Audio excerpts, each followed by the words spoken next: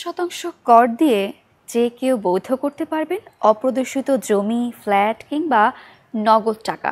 শুধু তাই নয়, কর বসছে ফ্রিজ, এসি কিংবা পানির ফিল্টারের মতো অত্যন্ত দরকারি সব পণ্যে।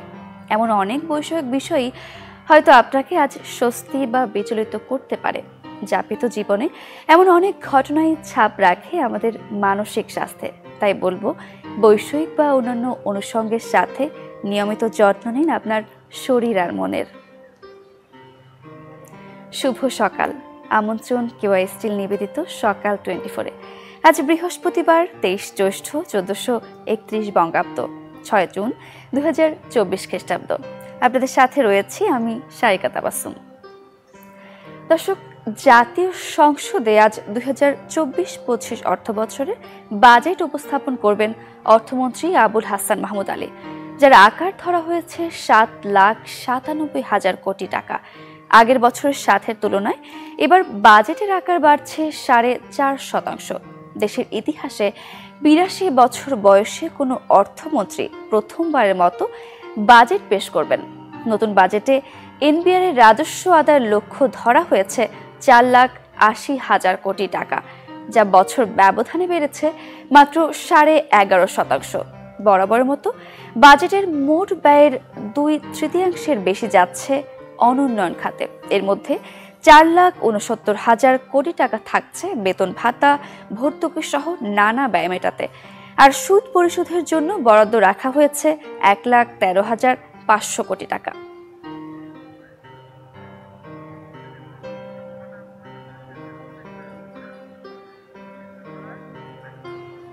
দর্শক, এবার একটু আমরা পত্রিকার খবরগুলো দেখে নেব। আমাদের হাতে কয়েকটি পত্রিকা রয়েছে, আমরা সমকাল দিয়ে শুরু করব। নির্বাচনী প্রতিশ্রুতি রক্ষা কঠিন নতুন বাজেটে। দ্রব্যমূল্য ক্রয় ক্ষমতার মধ্যে রাখার অঙ্গীকার পূরণে অনুকূল পরিস্থিতিতে নেই সরকার। দুর্নীতির বিরুদ্ধে জিরো টলারেন্স ঘোষণা করলেও কালো টাকা সাদা করার সুযোগ থাকছে। যতক্ষণ মানুষের আয় মূল্যস্ফীতির সমান বা তার চেয়ে বেশি হারে না বাড়বে, ততক্ষণ তারা স্বস্তি পাবে না, বলেছেন ডক্টর মোহাম্মদ ফরাশ উদ্দিন, সাবেক গভর্নর, বাংলাদেশ ব্যাংক। রাজস্ব আয় বাড়াতে টার্গেট মধ্যবিত্ত। আগামী অর্থ বছরে রাজস্ব আয় বাড়াতে বেশ খানিকটা সরকার উদ্যোগ নিয়েছে। বাড়তি এই রাজস্ব সংগ্রহে থাকছে নতুন কিছু কৌশল।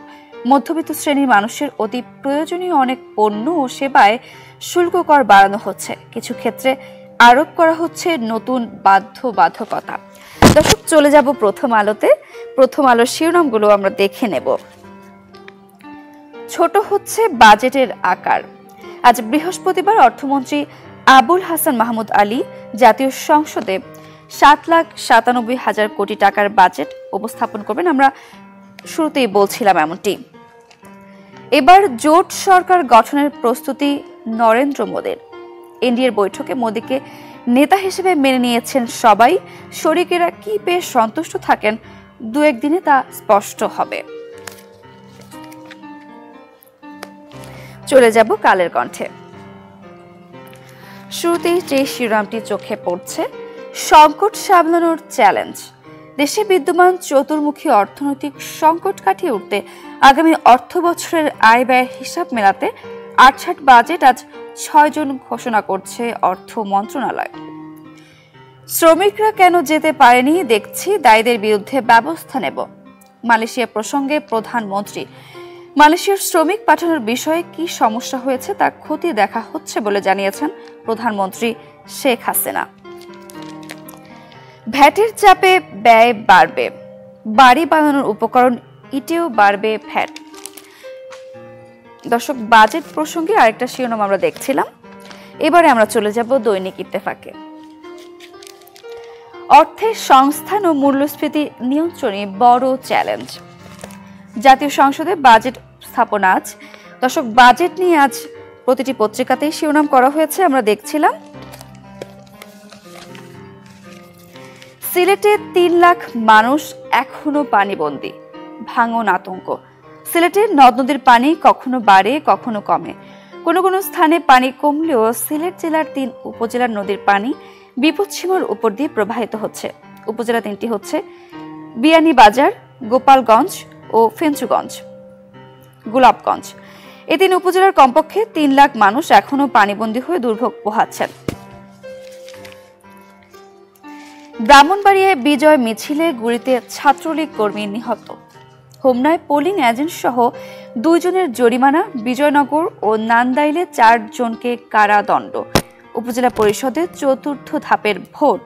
গতকাল বুধবার 6ষ্ঠ উপজেলা পরিষদের 4র্থ ধাপের নির্বাচনে ব্রাহ্মণবাড়িয়ায় বিজয় মিছিলে গুলিতে ছাত্রলীগের কর্মী নিহত হয়েছেন।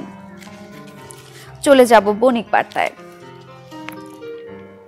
বৈধ আয়ের সর্বোচ্চ কর 30%, কালো টাকা সাদা করলে 15% কর। জাতীয় সংসদে বাজেট উত্থাপন আজ। বাংলাদেশের 53তম বাজেট উত্থাপন হতে যাচ্ছে আজ। 2024-25 অর্থ বছরের জন্য বাজেট প্রস্তাব উত্থাপন করবেন অর্থমন্ত্রী আবুল হাসান মাহমুদ আলী। সেই সাথে মোদির নেতৃত্বে সরকার গঠনে একমত এনডিএ শপথ হতে পারে শনিবার। দর্শক, এই ছিল আজকের প্রধান শিরোনামগুলো। আমরা একটু আবহাওয়া বার্তায় চলে যাব, জেনে যাব আজকে সারাদিনটি কোথায় কেমন কাটবে সেই পূর্বাভাসগুলো। আমরা দেখছিলাম ঢাকাতে আজ সকাল থেকে ভীষণ মেঘলা আকাশ। দর্শক, সেই সাথে আমরা গেল 24 ঘন্টার তাপমাত্রার রেকর্ডও জানবো। চলুন জেনে আসি। দেখে নেই গেল 24 ঘন্টার আবহাওয়ার আপডেট। ঢাকায় সর্বোচ্চ তাপমাত্রা রেকর্ড করা হয় 36 ডিগ্রি সেলসিয়াস এবং সর্বনিম্ন তাপমাত্রা রেকর্ড করা হয়েছে 27.3 ডিগ্রি সেলসিয়াস। রাজশাহীতে সর্বোচ্চ তাপমাত্রা ছিল 36 ডিগ্রি সেলসিয়াস এবং সর্বনিম্ন তাপমাত্রা ছিল 25.2 ডিগ্রি সেলসিয়াস। রংপুরে 31.7 ডিগ্রি সেলসিয়াস এবং সর্বনিম্ন তাপমাত্রা ছিল 23.8 ডিগ্রি সেলসিয়াস। ময়মনসিংহে সর্বোচ্চ তাপমাত্রা রেকর্ড করা হয় 30.6 ডিগ্রি সেলসিয়াস এবং সর্বনিম্ন তাপমাত্রা ছিল 26 ডিগ্রি সেলসিয়াস। সিলেটে সর্বোচ্চ তাপমাত্রা ছিল 27.2 ডিগ্রি সেলসিয়াস এবং সর্বনিম্ন তাপমাত্রা ছিল 23 ডিগ্রি সেলসিয়াস। চট্টগ্রামের সর্বোচ্চ তাপমাত্রা ছিল 31.5 ডিগ্রি সেলসিয়াস এবং সর্বনিম্ন তাপমাত্রা 26.4 ডিগ্রি সেলসিয়াস। খুলনায় সর্বোচ্চ তাপমাত্রা রেকর্ড করা হয়েছে 36 ডিগ্রি সেলসিয়াস এবং সর্বনিম্ন তাপমাত্রা রেকর্ড করা হয়েছে 28.5 ডিগ্রি সেলসিয়াস। বরিশালে গতকাল সর্বোচ্চ তাপমাত্রা ছিল 34.8 ডিগ্রি সেলসিয়াস এবং সর্বনিম্ন তাপমাত্রা ছিল 27 ডিগ্রি সেলসিয়াস। দেশের সর্বনিম্ন তাপমাত্রা সিলেটে 23 ডিগ্রি সেলসিয়াস আর দেশের সর্বোচ্চ তাপমাত্রা চুয়াডাঙ্গায় 36.7 ডিগ্রি সেলসিয়াস। আজ দেশের বেশিরভাগ বিভাগেই অস্থায়ীভাবে দমকা হাওয়া সহ হালকা থেকে মাঝারি ধরনের বৃষ্টি অথবা বজ্রসহ বৃষ্টিপাত হতে পারে। সেই সাথে কোথাও কোথাও মাঝারি ধরনের ভারী থেকে অতি ভারী বর্ষণ হতে পারে। সারা দেশে দিন ও রাতের তাপমাত্রা সামান্য হ্রাস পেতে পারে। দর্শক, আবহাওয়া বার্তা জানছিলাম, আমরা পত্রিকায় পড়ছিলাম সিলেট অঞ্চলে বন্যার কথা। আমরা একটু সিলেট অঞ্চলে চলে যাব। সিলেটগঞ্জের সুনামগঞ্জ থেকে যুক্ত হচ্ছেন সহকর্মী এয়ার জুয়েল। আপনি আছেন সুনামগঞ্জে। সুনামগঞ্জের পানি বাড়ছে আবার কমছে এবং অনেক মানুষ এখনো পানি বন্দী আছেন। তো সবশেষ সেখানকার কি পরিস্থিতি আমাদের জানাবেন। সারিকা, সুনামগঞ্জে কিন্তু গেল সপ্তাহে টানা বৃষ্টি এবং পাহাড়ে কিন্তু বেড়েছিল নদ-নদীর পানি, যার ফলে কিন্তু সুনামগঞ্জের মানুষজন একটি বন্যার আশঙ্কায় ছিলেন এবং শঙ্কায় ছিলেন। তবে গেল 2 দিন থেকে 3 দিন ধরে কিন্তু বৃষ্টিপাতের পরিমাণ কম হচ্ছে, যার ফলে কিন্তু নদ নদীর পানি যেই পরিমাণ বৃদ্ধি পেয়েছিল সেটা কিন্তু কমতে শুরু করেছে। এবং এছাড়া সুনামগঞ্জের যে সুরমা নদীর পানি আপনার দেখানোর চেষ্টা করি, এখন কিন্তু বিপদসীমার অনেক নিচ দিয়ে প্রবাহিত হচ্ছে। আজকেও সুনামগঞ্জের সুরমা নদীর পানি বিপদসীমার 35 সেন্টিমিটার নিচ দিয়ে প্রবাহিত হচ্ছে, যার ফলে কিন্তু এই পানি হাওরে প্রবেশ করছে। যেহেতু সুনামগঞ্জের অনেক হাওর এখনো খালি আছে এবং পানি ধারণ ক্ষমতা রয়েছে, সেই ক্ষেত্রে অনেকটা বন্যার যে শঙ্কা ছিল সেটা কিছুটা কেটেছে। এবং এখনো পর্যন্ত সুনামগঞ্জের যে নিম্নাঞ্চলের যে প্রায় 4 উপজেলার নিম্নাঞ্চলের যে সড়কগুলো, গ্রামীণ সড়কগুলো ছিল সেটি প্লাবিত হয়েছিল, সেটি কিন্তু ইতিমধ্যে পানি নামতে শুরু করেছে, যার ফলে মানুষের যে ভোগান্তি ছিল সেটা অনেকটা কমে এসেছে। এবং আপনি জানেন এই বর্ষা মৌসুমে সুনামগঞ্জে কিন্তু এই প্রথমবারের মতো বৃষ্টি হয়েছে, যার ফলে বৃষ্টির পরিমাণ কম থাকায় মানুষজন এই মৌসুমটাতে একটা বন্যার মোকাবেলা করতে হয়নি। যদিও পানি উন্নয়ন বোর্ড কর্মকর্তারা জানিয়েছেন যে আমাদের যে সীমান্তবর্তী যে মেঘালয়ের চেরাপুঞ্জিতে কিন্তু বৃষ্টিপাতের পরিমাণ গেল 2 দুদিন ধরে কম হচ্ছে, যার ফলে কিন্তু বৃষ্টিপাত কম হওয়ার কারণে কিন্তু পানি কমছে এবং নদ নদীর পানিও কমতে শুরু করেছে। যদি এই পরিস্থিতি থাকে, বৃষ্টিপাত না হয় এবং পাহাড়ি ঢল না আসে, তাহলে সুনামগঞ্জবাসী যে একটা শঙ্কা ছিল, বন্যার আশঙ্কায় করেছিলেন, সেটা হয়তো কেটে যাবে। যদিও জেলা প্রশাসন থেকে সব ধরনের প্রস্তুতি নিয়ে রাখা হয়েছিল, যেহেতু এখনো পুরো নদীতে এবং হাওরে পানি আছে, যদি এই মৌসুমে বৃষ্টিপাত বাড়ে সেক্ষেত্রে বন্যার শঙ্কা আছে, নতুবা আসলে সুনামগঞ্জবাসী এখন যে ভোগান্তি বা যে শঙ্কা ছিল সেটা অনেকটা কেটে গেছে। সারিকা। এয়ার জুয়েল, আপনাকে ধন্যবাদ। দর্শক, সুনামগঞ্জ থেকে সুনামগঞ্জের বন্যা পরিস্থিতি নিয়ে আমরা জানছিলাম। এবার একটু আমরা আমের খবর নিয়ে আসব। দর্শক, পুরো দমে চলছে আমের মৌসুম। আমরা আজ হাড়িভাঙা আমের খবর জানবো। হাড়িভাঙা আমের উৎপত্তি স্থল রংপুর। আমরা একটু রংপুরেই চলে যাব। রংপুর থেকে যুক্ত হচ্ছেন আমাদের সহকর্মী ফখরুল শাহিন। ফখরুল শাহিন, আমের মৌসুম তো পুরো দমে চলছে। হাড়িভাঙা আম কবে আসবে এবং এবার উৎপাদন কেমন হয়েছে হাড়িভাঙা আমের?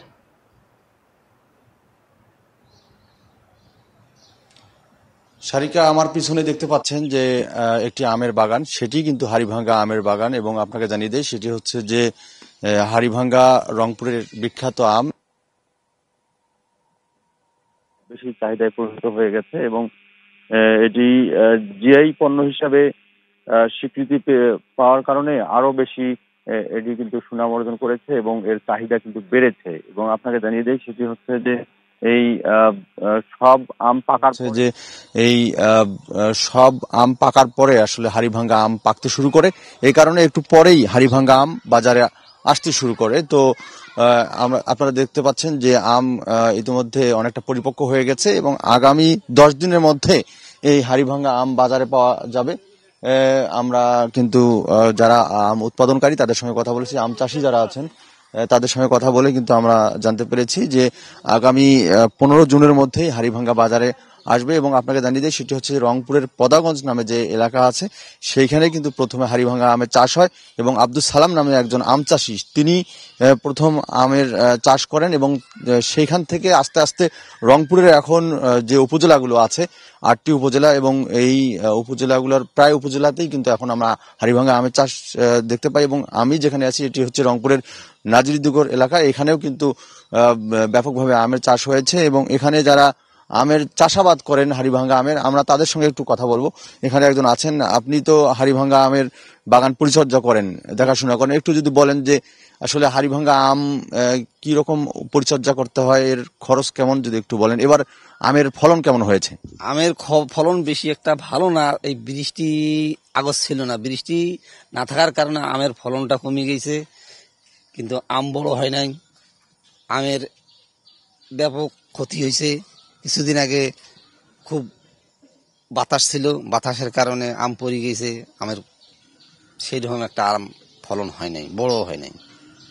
জি ধন্যবাদ। আমরা একজন আম চাষির সঙ্গে কথা বলেছি, তবে আমরা কৃষি সম্প্রসারণ অধিদপ্তরে কথা বলেছি, সেখানে জানিয়েছেন যে গত বছর 1000 হেক্টর জমিতে হাড়িভাঙ্গা আমের চাষ হয়েছিল এবং এবছর কিন্তু আরো বেশি জমিতে আমের চাষ হয়েছে। তবে যারা আম চাষি আছেন তারা বলছেন যে গতবারের চেয়ে এবার উৎপাদন একটু কমবে, কারণ দীর্ঘ খরার কারণে এই সমস্যার সৃষ্টি হয়েছে বলে কিন্তু আম চাষি যারা আছেন তারা জানিয়েছেন। তবে তারা বলছেন যে যেহেতু আমের বাজার ভালো এবং দাম অনেক বেশি আমের গতবারের চেয়ে, তো দাম দিয়ে কিন্তু সেইটা তারা ক্ষতিপূরণ করতে পারবেন বলে আশা করছেন। তো এই ছিল এখানকার সর্বশেষ। ফখরুল শাহিন, আপনাকে ধন্যবাদ। দর্শক, জিআই পণ্য হিসেবে স্বীকৃতি পাওয়া বিখ্যাত হাড়িভাঙা আমের খবর আমরা জানছিলাম 10 দিনের মধ্যেই বাজারে উঠতে শুরু করবে এই আম। দর্শক, এবারে কেও স্টিল নিবেদিত সকাল 24 এর সময় হলো ছোট্ট একটা বিরতির। ফিরছি আরো আয়োজন নিয়ে, আমাদের সঙ্গেই থাকুন।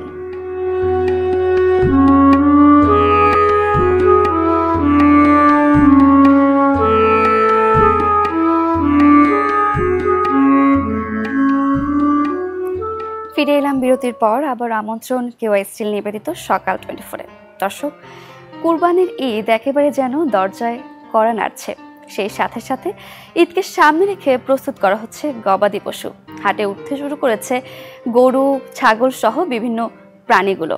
দর্শক, আমরা একটু গরুর খামার থেকে ঘুরে আসবো। আমরা চলে যাব ঝিনাইদহ থেকে যুক্ত হচ্ছেন সহকর্মী সাদ্দাম হোসেন। সাদ্দাম, আমরা দেখতে পাচ্ছি আপনি একটি গরুর খামারেই দাঁড়িয়ে আছেন। কেনা বেচা শুরু হয়েছে কিনা এবং এবার দাম কেমন পড়ছে, এসব নিয়ে একটু জানাবেন আমাদের।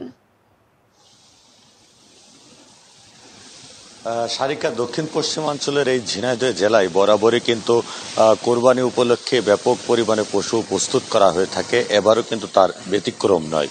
তো আমি এখন দাঁড়িয়ে রয়েছি ঝিনাইদহ জেলার শৈলকুপা উপজেলার একটি গরুর খামারে। তো আসলে এখানে এসে আমরা দেখেছি যে এই খামারে প্রায় শতাধিক গরু রয়েছে, ষাঁড় গরু, এবং এখানকার খামারিরা কিন্তু দিন রাত মিলেই আর যেহেতু মাত্র 11 দিন বাকি রয়েছে কোরবানির ঈদের, জন্য তারা কিন্তু পরিশ্রম করছেন এবং গরুর লালন পালনে তারা সময় বেশ ব্যয় করছে। তো আসলে এই জেলায় এবার প্রায় 2,80,000 গরু পশু প্রস্তুত করা হয়েছে কোরবানি উপলক্ষে। এ জেলার চাহিদা মিটিয়েও কিন্তু প্রায় 1,12,000 গরু পশু উদ্বৃত্ত রয়েছে এবং সেগুলো কিন্তু দেশের বিভিন্ন জেলায় যেয়ে থাকে। তো আসলে আমি খামারিদের সাথে কথা বলেছি, তারা বলছে যে এই ঊর্ধ্বগতির বাজারে কিন্তু গোখাদ্যের দামও বেশ বেশি, তবুও তারা কিন্তু এই কোরবানির ঈদে পশুর ভালো দাম পাবে সেই লক্ষ্য নিয়েই কিন্তু তারা পশু পালন করেছে। তো আসলে অন্যান্য বছর কিন্তু কোরবানির বেশ কিছুদিন আগে থেকে বিভিন্ন জেলা থেকে কিন্তু ব্যাপারীরা এসে থাকেন এবং তারা গরু কিনে থাকেন বা বিভিন্ন ধরনের পশু তারা কিনে থাকেন ব্যবসা করার উদ্দেশ্যে। কিন্তু এবার কিন্তু খামারিরা বলছে যে এখন পর্যন্ত কিন্তু খামারে কোনো জায়গা থেকেই তেমন কিন্তু ব্যাপারীরা আসেনি।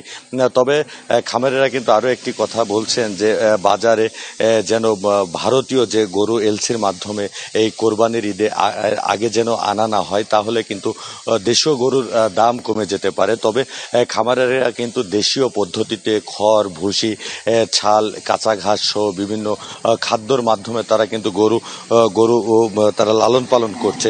তো খামারেরা কিন্তু আশায় বুক বেঁধে আছে যে এই কোরবানির ঈদে তারা তাদের ন্যায্য মূল্যে তাদের এই পালিত পশু তারা বিক্রি করবেন।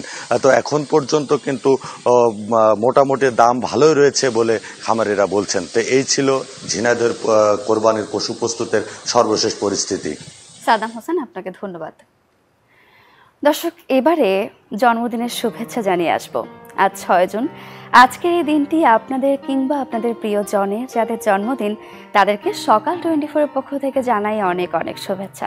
দর্শক, আপনাদের পাশাপাশি আজকের এই দিনটিতে কোন কোন বিশিষ্ট ব্যক্তিদের জন্মদিন আমরা এক ঝলকে দেখে নেব, তাদের শুভেচ্ছা জানাবো, সেই সাথে তাদের কয়েকটি বিখ্যাত কাজ নিয়েও আমরা জানব। 1799 সালের এই দিনে জন্মগ্রহণ করেন কবি, নাট্যকার ও ঔপন্যাসিক আলেকজান্ডার সের্গিয়েভিচ পুশকিন। তাকে রাশিয়ার সর্বশ্রেষ্ঠ কবি এবং আধুনিক রুশ সাহিত্যের জনক হিসেবে আখ্যায়িত করা হয়ে থাকে। 15 বছর বয়সে তার প্রথম কবিতা সাহিত্য মহলে ব্যাপক পরিচিতি লাভ করে। তার কাব্যিক উপন্যাস ইভজিন ওনেজিন 1825 থেকে 1832 সালের মধ্যে ধারাবাহিকভাবে লিখিত হয়। 1875 সালের এই দিনে জন্মগ্রহণ করেন জার্মান ঔপন্যাসিক, ছোট গল্প লেখক ও প্রাবন্ধিক পাউল টমাস মান।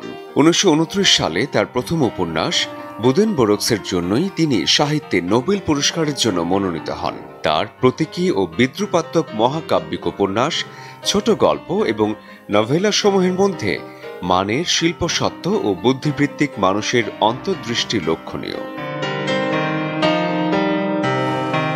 1911 সালের এই দিনে জন্মগ্রহণ করেন বাঙালি লেখক ডাক্তার নিহার রঞ্জন গুপ্ত। তিনি ছিলেন জনপ্রিয় রহস্য কাহিনীকার এবং চিকিৎসক।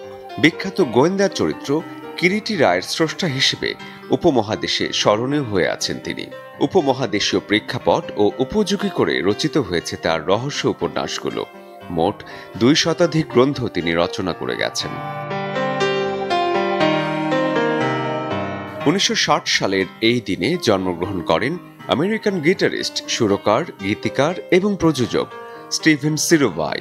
3 বার গ্র্যামি অ্যাওয়ার্ড বিজয়ী এবং 15 বারের জন্য মনোনীত হন তিনি। 1984 সালে তার প্রথম একক অ্যালবাম ফ্লেক্সিবল প্রকাশ করেন। 80-এর দশকের সবচেয়ে ধনী এবং সেরা হার্ড রক গিটার ভার্চুওসো অ্যালবাম হিসেবে বর্ণনা করা হয়েছিল। 1988 সালের এই দিনে জন্মগ্রহণ করেন ভারতীয় সঙ্গীত শিল্পী নেহা কক্কর সিং। তিনি খুব অল্প বয়সে ধর্মীয় অনুষ্ঠানে পারফর্ম করা শুরু করেছিলেন। তিনি মীরাবাই নট আউট ছবিতে কোরাস গায়িকা হিসেবে বলিউডে আত্মপ্রকাশ করেন। তিনি প্রথম ভারতীয় গায়িকা হয়েছিলেন যিনি ইউটিউব ডায়মন্ড অ্যাওয়ার্ড জিতেছিলেন। 2022 সালের ডিসেম্বরে তিনি ফোর্বসের এশিয়ার 100 ডিজিটাল তারকাদের তালিকায় উপস্থিত হন। দর্শক, আয়োজনের একেবারে শেষের দিকে চলে এসেছি আমরা, কিন্তু এবারের বিষয় আয়োজনে আমরা আপনাদের নিয়ে যাব সিরাজগঞ্জে। সিরাজগঞ্জের ঐতিহ্যের দেয়াল দেখাতে রংতুলির আঁচড়ে ফুটিয়ে তোলা হয়েছে ভাষা আন্দোলন, মুক্তিযুদ্ধ আর জেলা ঐতিহ্য। সহকর্মী হিরোগুনের মধ্য দিয়ে আমরা একটু এই দেয়ালটি ঘুরে দেখব। হিরোগুন, শুভ সকাল। রংতুলির আঁচড়ে যে ঐতিহ্যের দেয়াল তৈরি করা হয়েছে আমাদের একটু ঘুরে দেখাবেন। জি, আপনাকেও শুভ সকাল।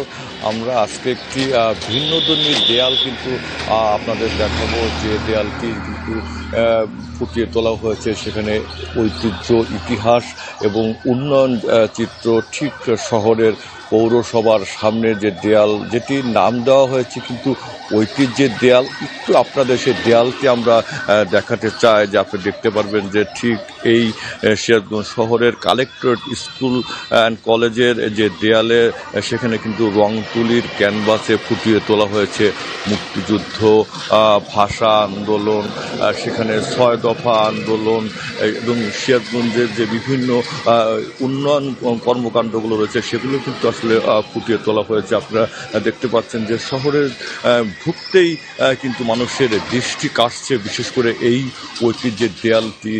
বিশেষ করে যারা নতুন প্রজন্ম এবং যারা শিক্ষার্থী রয়েছে তারা কিন্তু এই ঐতিহ্যের দেয়ালের সামনে আসলেই কিন্তু তারা সম্মুখ মুক্তিযুদ্ধের যে স্মৃতি, মুক্তিযুদ্ধের যে ঐতিহ্য এবং সিরাজগঞ্জের যে উন্নয়ন চিত্র সেগুলো কিন্তু দেখতে পারবে। আপনারা দেখতে পাচ্ছেন যে ঠিক এখানে কিন্তু একটি খণ্ডচিত্র রয়েছে 1971 সালের মহান মুক্তিযুদ্ধ, এবং সেখানে যে পাক বাহিনী যে সেখানে রয়েছে অন্য যে বিজয় উৎসব, এবং বিশেষ করে যে এই সিরাজগঞ্জের যারা গুণী মনীষী রয়েছে তাদের চিত্র কিন্তু এখানে ফুটিয়ে তোলা হয়েছে, এবং অনেক গুণী মনীষীদের যে বাণী, সেই বাণীগুলো কিন্তু ফুটিয়ে তোলা হয়েছে। আপনারা দেখাচ্ছি, আপনারা দেখতে পারবেন যে ঠিক এই শহরের মুজিব সড়ক এবং পৌরসভার সামনের যে দেয়াল, পুরো দেয়াল জুড়েই কিন্তু অনেক ছবি তোলা হয়েছে। এখানে বিশ্বকবি রবীন্দ্রনাথ ঠাকুর দেখতে পাচ্ছেন, কাজী নজরুল ইসলাম, সৈয়দ ইসমাইল হোসেন সিরাজি সহ যে গুণী মনীষীদের চিত্র সেগুলো ফুটিয়ে তোলা হয়েছে, এবং পৌরসভার পক্ষ থেকে কিন্তু এই দেয়াল চিত্রটি করা হয়েছে। আমরা কথা বলেছিলাম পৌর মেয়র সঙ্গে, তিনি যেটি বলেছেন যে শহরের অন্য দেয়ালে যেখানে পোস্টার, রাজনৈতিক দলের স্লোগান থাকে, কিন্তু এই দেয়ালটি কিন্তু ভিন্ন ধর্মীর দেয়াল, এবং অন্য দেওয়ালও কিন্তু ঠিক এই ঐতিহ্যের দেয়ালের মতো গড়ে তোলা হবে বলে কিন্তু পৌরসভার পক্ষ থেকে আমাদেরকে বলা হয়েছে। সারিকা, হিরোগুন, আপনাকে অসংখ্য ধন্যবাদ। দর্শক, ঘুরে দেখছিলাম সিরাজগঞ্জের ঐতিহ্যের দেয়াল, আর দেখতে দেখতে আয়োজনের একেবারে শেষ পর্যায়ে আমরা চলে এসেছি। দেখা হবে আগামী পর্বে নতুন নতুন সব আয়োজন নিয়ে। সেই পর্যন্ত ভালো থাকুন, সুস্থ থাকুন। সবাইকে শুভ সকাল।